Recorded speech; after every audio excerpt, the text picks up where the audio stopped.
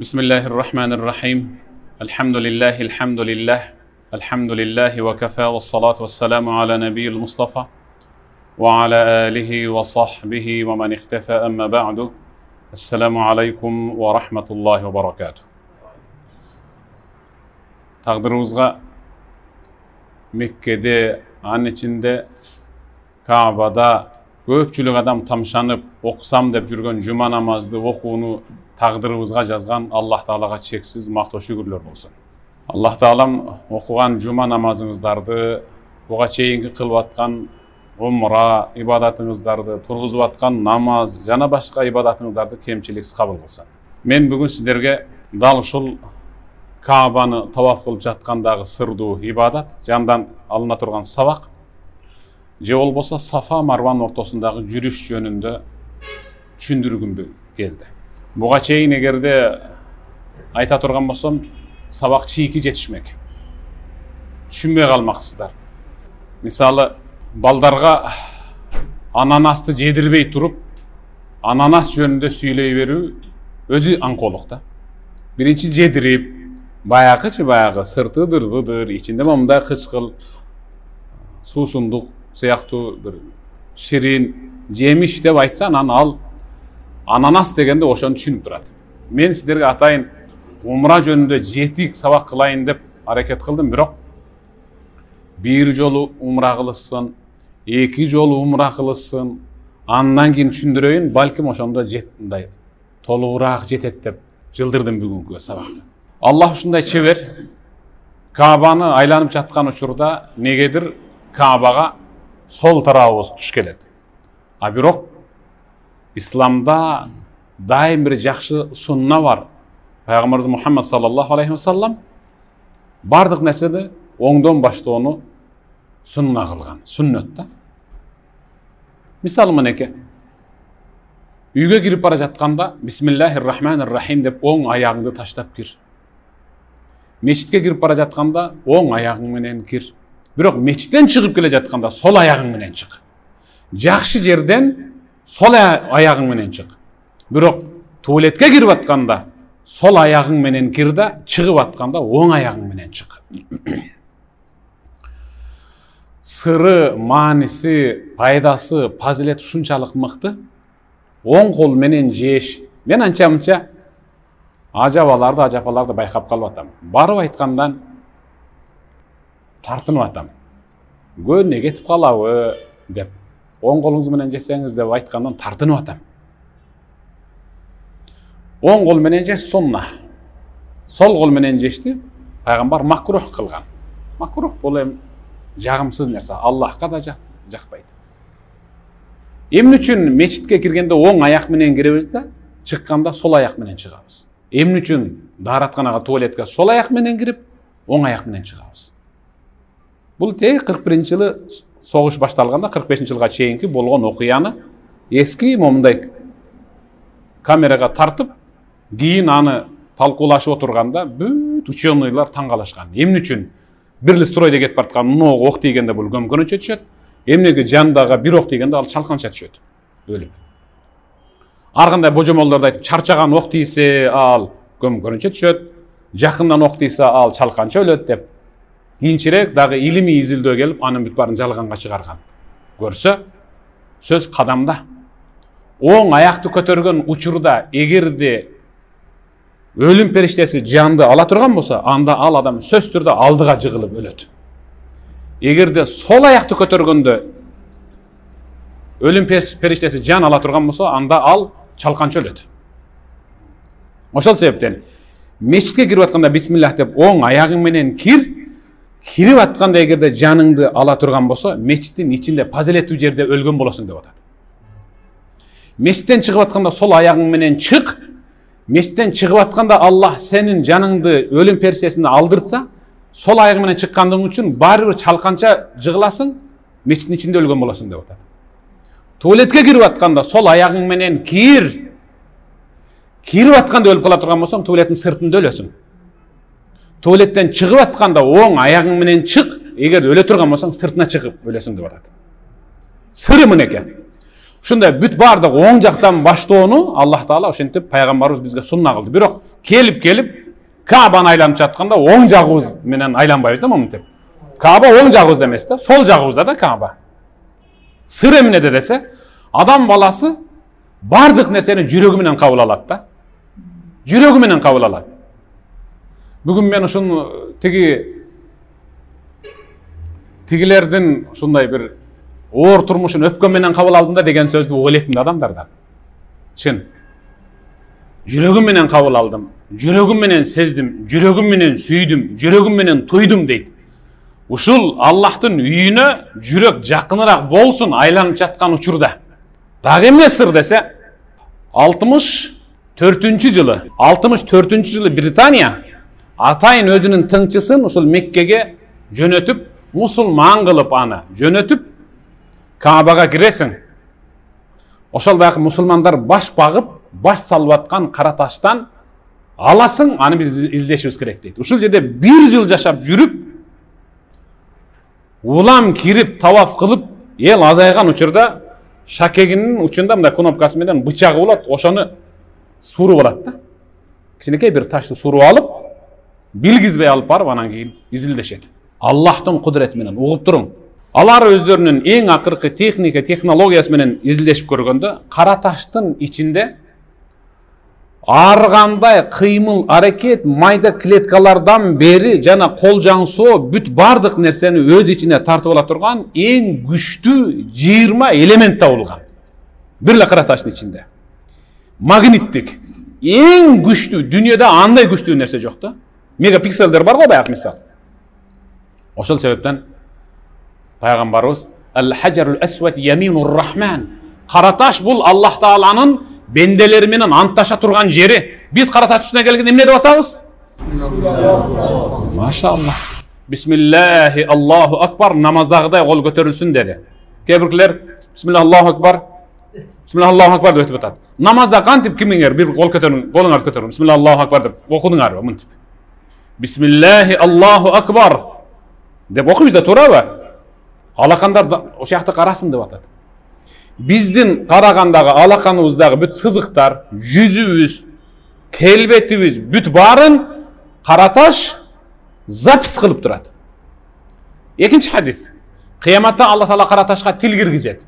Баарыбыз анын жанынан өтүп атканда, "Я Раб, мынау бенден чындап хажга, умрага келген, күнөөм төгүлсүн" деп. А мынау саякат үчүн келген.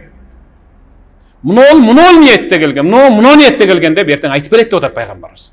Эмне үчүн сол тарапта экен? Демек, Аллах Тааланын үйүнө жүрөгүбүз менен жакын болушубуз керек. 7 жол айлануу. 7 деген цифра шариатта ыйык. 7 жол айланабыз. Башталган таваф 7 кылуу менен, 7 айлануу менен бүтөт. 8 айлансак, ал 7ге өтпөйт. Ал 8 өзүнчө калып кала берет. 9 айлансак дагы 7ге өтпөйт. Ал 7 боюнча. Эмнени түшүндүрөт? Эй бенде, эй адам, эй инсан, адамзат. Азыркы баштаган тавафың 7-си менен бүткөн сыяктуу, сенин өмүрүң дагы бир күн түгөнөт. Тавафың бүткөн сыяктуу деп атат. Биз Каабаны түбүнөн айлана турган болсок, дубалдын түбүнөн айлана турган болсок, болгону 50 метр басабыз. Болгону 50 метр басабыз. Анткени анын узундугу бир тарабы 11 метр, бир тарабы 12,5 метр, бир тарабы 11,5 метр. Мындай түп-түз точно эмес да. Бийиктиги 15 метр. Үстүндөгү кийими 850 аппак болгон жибек. Бирок ал капкара ушул жерге келгенде боёлот. Ичинде атайын ошол токулганда ла илаха иллаллах Мухаммадур Расулуллах деп жазылган. 120 килограмм алтын жип, 100 килограмм күмүш жип менен тигилген. Анын ичинде дагы 200ден ашык алтын тамгалар турат. Эми элестетим. Кааба пайгамбар өз берекелүү колу менен курган. Ага чейин Ибрахим пайгамбар курду. Хатим такача болуп турат. Жанында мындай бийик дубал, мен мынеринен келген дубал турат, көрүп атасыздар айланып атканда. Ушул Ибрахим пайгамбардын доорунда Каабанын эсебинде эле. Пайгамбардын доорунда сел алып кетип, бузуп кеткенден пайгамбар 4 урууну чакырып, ар бир өз бешене терибиз Kol emgegimiz menен tapkan adal akчаны ortaga taştayбыз, uşu menен kötөрөбүz dedi. Ушул барабар көтөрүлгөндөн кийин пайгамбар эсептетсе, толук üstüne чейин жетпей турган деңгээлде акча болгондугуна байланыштуу ошол жерден токтотуп туруп азыркы көтөрүлгөн караны бүтүрүшкөн. Таш дубалдан. Таш дубал ушул.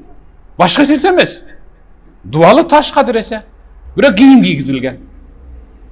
Көрдүңүзбү? Кийим кийгизгендиги үчүн аябай сүрдүү болуп, көргөндө шолоктоп ыйлап атабыз, жүрөгүбүз аңтарылып, колдор титиреп, көргөн сайын тартылып атат. Мен биринчи келгенде тиктей албай койгонмун. Сүрдөгөндөн тиктей албай койгонмун. Я Рабби, күнөөкөр көзүм менен сенин үйүңдү кирдетким келбейт деп тиктей албай кеткенмин. Урданып тиктеп ыйлап. Сүрдүү албетте. Ал эмнеси менен сүрдүү? Эмнеси менен бизге ушундай кадырлуу барктуу сүрдүү болуп атат? Анткени ал сыртындагы кийими менен сүрдүү болуп атат. Сыртындагы кийими сүрдүү кылып атат. Андыктан аялдар, умрага келдиңер. Барган, ысып атам. Барганда муну чечип эле жок кылбасамбы деген ой болсо, анда азыр дагы бүгүндөн кичине бышыктап алгыла. Ушул үстүңөрдөгү кийимиңер силерди чыныгы энелик статусуңарды сактап калат, аялдык. Ушун менен бартуусуңар. Каерде көрдүңөр тойго? Тойга каерде көрдүңөр? Кудан тойуна бүгүн бир шорт кийип барайынчы дегенди каерде көрдүңөр? Шерменден чыкпайбычы жайып? Канча узун кийинсең, канча жупуну кийинсең, канча калың кийинсең, канча тосук кийинсең, ошончо бактуусуң. Кайсы базыңа көрдүңүздөр? Тууралган ачык кабы карчылып калган пиязды. Жумуртканы төгүп бир дешке жумурткаласып экен, куюп берейин сизге 1 литр деген. Каерде көрдүңөр? Бардык нерсе өзүнүн сырты менен бартуу болот. Ошол Кааба дагы өзүнүн кийими менен кадырлуу бартуу болуп атат. Жете айланабыз. Бир да кабыл болбогон дуа калбайт бул жерде. Бир да кабыл болбогон дуа болбойт. Баары кабыл болот иншалла. Кандай бактылуу инсансыздар. 7 жолу айланып. Анан 2 рекет намаз окуп атабыз, табафтын намазы. Анан замзам ичип атабыз. Бисмиллахир-рахманир-рахим. Аллахумма инни ас'алука илман нафи'a ва ризкан васи'a ва шифаан ва даваан мин кулли даин ва сaqam. Пайгамбар өзү үйрөткөн. Замзамды ичерде оң колуң менен Каабаны, кыбланы карап туруп, Бисмиллахир-рахманир-рахим деп. Аллахумма инни ас'алука илман нафи'a. Аллахым, мен сенден пайдалуу билим. Ва ризкан васи'a. Кенен мол рызкы. Ва шифаан ва даваан мин кулли даин ва сaqam. Ар бир оору дартыма дава, шифа тилейм деп ич, 3кө бөлүп ич. Эң акыркы 2-3 тамчысын төңдөн ылдый так төң ушундай куюп кой. Сунна ушул бүткөндөн кийин Алхамдулиллахи Раббил аламин де. Замзамды ичүүнүн тартиби. Мау замзам лима шуриба ла. Замзам суну эмне максатта ичсеңиз ошого жетесиз. Жеткирмейинче Аллах Таала жаныңызды албайт. Үйдө кээ бир үй бүлөлөр жаңжал азыр. Жакшы болсо олку солку. Аларга сураң, ынтымак. Күйөө бала кызды токмоктоп атат. Келинди балаңыз тоготпой атат. Ажырашуу деңгээлде, согунчуга кана бала төрөй элек, ооруп атат. Бүт баарына сурагыла. Бүт баарына сурагыла. Атайын сиздерге дуа кылып койчу дегендер бар. Ошол жерге болуп, Аллахым дуа кылып койчу дегендердин дуасын кабыл кылгын деп дуа кылыңыздар ошол жерде. Замзам суусу 22 метр тереңден чыгат өзү. 1 метр келип толбойт. Канча жыл жүздүк турба менен тарттырса дагы 21 метрде тура берет. Тарттырбай токтотуп койсо дагы 21 метрде тура берет. Бул бейиштин суусу. Анткени пайгамбарыбыз хайру маин аля вачхил ард мау замзама. Жер бетиндеги суулардын эң мыктысы, күчтүүсү, тазасы ал замзам суу деген. Азыр сиздер таңгы жылат болуп атасыздар. Чемоданга басып атасыздар. Мен айтпасам деле куюп толтуруп алып келип койгонсуздар. Далым да билип турам. Канчаны басам, канча алып кетем, 5 литр аз болот да кантип жеткирем деп атасыздар. Момунча бергин. Мына ушул желим идиштеги ушул толтурулган замзамды барып 50 литр легендага ушундай куясыз. Куюп бере бересиз. Ушул замзам. Анан үстүн жаап, 2 күн уют, айран бол. Я. Айран эмес бул. Мунун тамчысы дагы бир сууга кошула турган болсо бүт бардыгы замзам болот. Коркпоң, муну мында одарың дагы 50 литрге. Че бер. Бишкекте менин досум бир чайканасы бар. Крышага 5 литрлик желим идиштен коюп койгон. 5 литрлик. Баягы артезианды куюп туруп, Ошондо 5 литр куйганбыз. Азыр барып чай ичсеңиз дагы тойбойсти иче бересиз. Түгөтпөй толтуруп тура берет. Субханалла.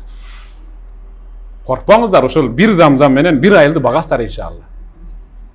Бир айылды багасыздар иншалла.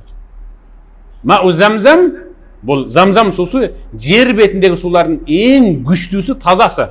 Тазасы дегеним, бул жерде азыр Таалай деген мен шакирдимден кайната кайненеси отурат, Аллахым ыраазы болсун. Жакшы инсандар.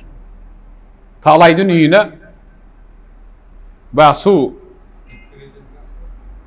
неме кылган, текшерген келет го баягындай. Тазалаган.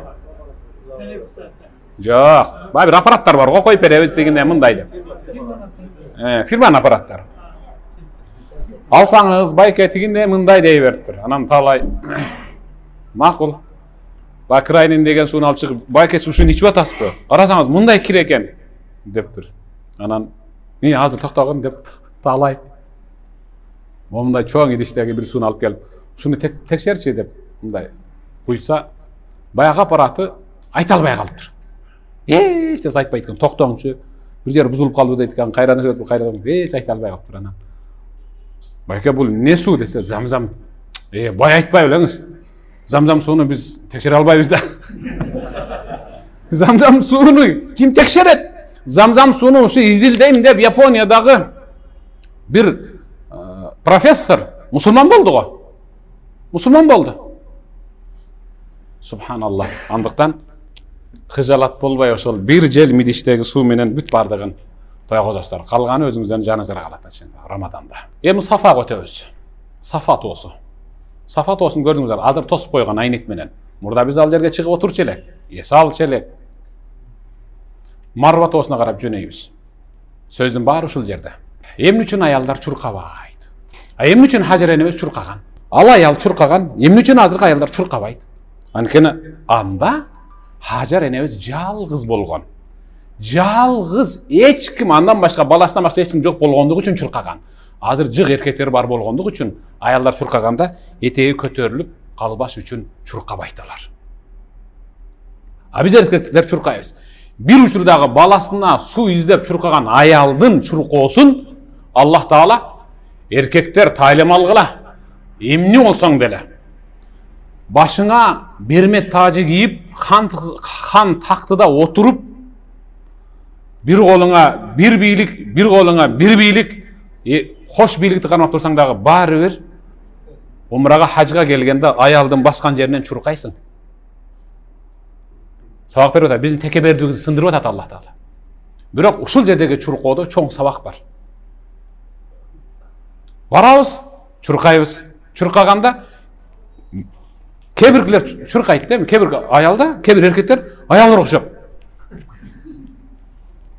Аялдар мисалы тиги Олимпиадада кайсыл спортсмен кыздын үчүн чуркаганын көрдүңөрбү антип?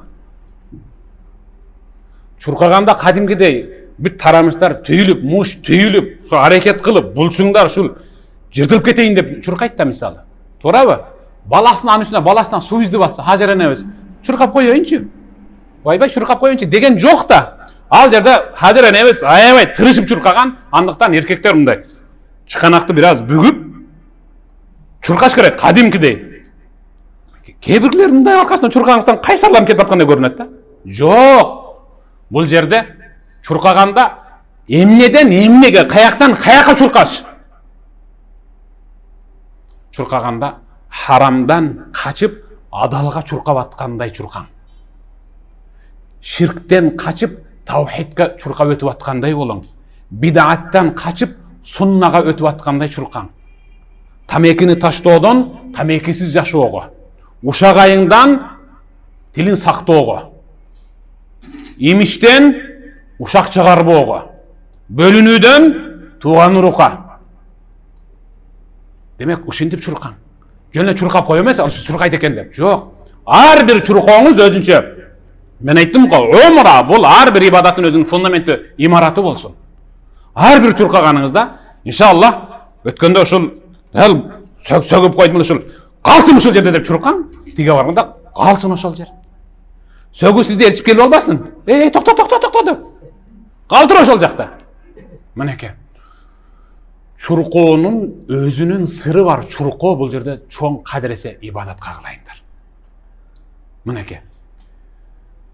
Эми эртең эгерде умра кыла турган болсоңуздар, дал ушул таризде ибадат кылың.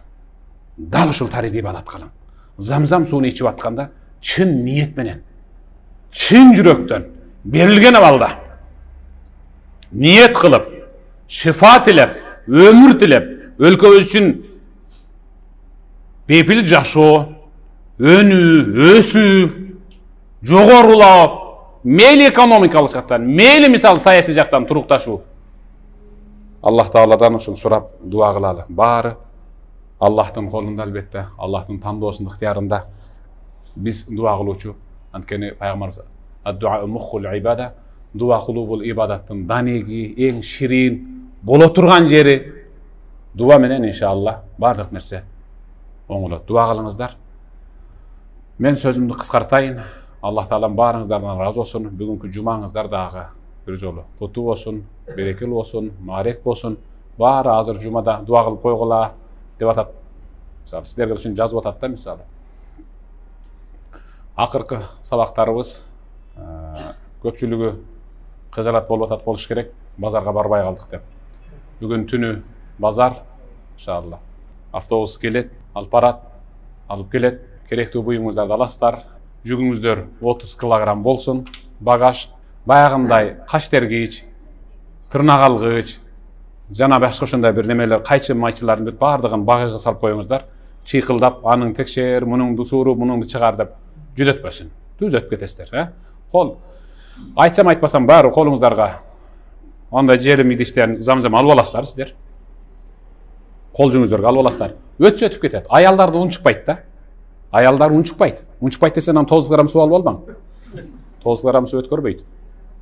Кол жүгүңүз 9 килограмм болот, бирок мындай стандарт болсун. Баякы мынанын үйүнө кирип чыга калайынчы, айылга дегендегидей баягы дасторконду мындай бурдалап салып алгандай сумка болбосун. Стандарт 4 буштук болсун. Баягындай стандарттан чыгып кете турган болсо өткөрбөй коет. Стандарт 4 буштук болсун ушундай. Сонун ошого 9 килограмм батсын, көтөрүп өтүп кетесиздер иншалла. Макулбу? Ушул эле мен айтайын деген. Башка эч кандай маалымат жок. Анан базарга барып келгенден кийин да түнү менен ибадат кылалы, таваф кылалы, умра кылалы. Канчалык умра таваф кылсак өзүбүз үчүн пайда. Умрадагы, тавафтагы фазилетти уктуңуздар, куду ушундай таризде дагы бир жолу ибадат кылып өзүңүздүн умраңыздын даамын дагы бир жолу өзүңүз сезиң эми. Эгерде кимдир бирөөдө үйүнөн алып келген желим идишке куюлган бал, сары май, варенье болсо берсеңер, могу жердеги студенттерди бир сүйүндүрүп коелу. Ушул жердеги студенттер муктаж да. Кече менин бир студенттер чакырган, эми ошолорго апарып берип койсок, сүйүнүшөт, дуа кылышат иншалла. Болду. Кимиңер болсоңор, муну байыш менен Бектурга чогултуп берсеңиздер, атыңыздарды мындай жазып коюңуздар эле, сиздерге бир дуа кылалы ошол жатыр иншалла.